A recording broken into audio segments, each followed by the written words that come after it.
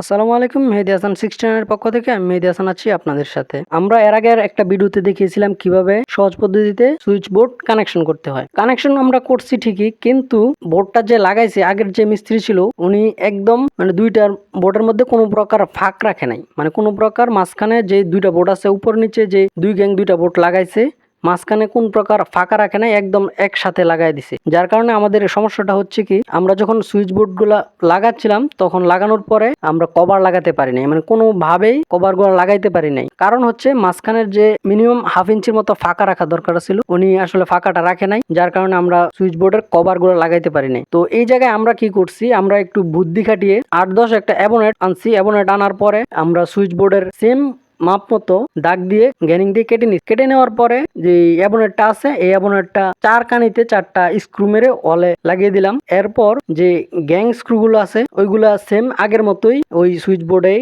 লাগাই দিলাম। তো লাগানোর পরে একদম সুন্দর মতো আমরা ফিটিং করছি বোর্ডটা। আমরা যারা ইলেকট্রিশিয়ান আছি তাদের এই ধরনের কিছু উপস্থিত বুদ্ধি থাকা খুবই প্রয়োজন। আমরা কিন্তু চাইলেই পারতাম এটাকে কাটচিট করে বা কোনো না কোনো ভাবে লাগিয়ে দিতে পারতাম, কিন্তু আমরা এটা করিনি। আমরা যেভাবে কাজটা সুন্দর হয় আমরা কিন্তু ওইভাবেই করছি। এটাই হচ্ছে কাজকে আপনার সুন্দর করতে হবে, এখানে টাকা কোনো ম্যাটার না। আমরা এই কাজটা করার পরে বাড়ির মালিকও দেখে খুশি হয়েছে। আমরা কিন্তু এখানে চাইলেই পারতাম নানান ভাবে কাটছিট করে এটা বাঁকাতেরা করে লাগিয়ে দিতে পারতাম, কিন্তু না, আমরা এটা করিনি। আমরা যেভাবে সঠিক হয়, যেভাবে সুন্দর হয় ওইভাবেই কাজটা করার চেষ্টা করছি। তো সবাই চেষ্টা করবেন যেন সঠিক নিয়মে যেভাবে সুন্দর হয়, ভালো হয়, ওইভাবে কাজটা করার জন্য। এখন দেখেন এখানে যদি আমরা আবার এই বোর্ডটা উঠাইতে যাইতাম তাহলে কি করতে হইতো, আবার এই যে ওয়াল কিন্তু অলরেডি সিলার মারা হয়ে গেছে, তো এইখানে আবার নতুন করে ওয়ালটা ভাঙতে হইতো, ভাঙে আবার উপরে উঠাইতে হইতো, আবার সিমেন্ট মারতে হইতো। কিন্তু আমরা তা না করে এটার মধ্যে একটা অ্যাবোনেট লাগিয়ে সুন্দর করে লাগিয়ে দিলাম। তো এটাই হচ্ছে কাজ ইলেকট্রিশিয়ান টেকনিশিয়ানদের। কাজটাকে কিভাবে সুন্দর করবেন ওই চিন্তা করেন, টাকা কোনো বিষয় না। আপনার কাজ সুন্দর হলে টাকা অটোমেটিকলি আসবে, মানুষ দিতে বাধ্য থাকবে। ধন্যবাদ সবাইকে,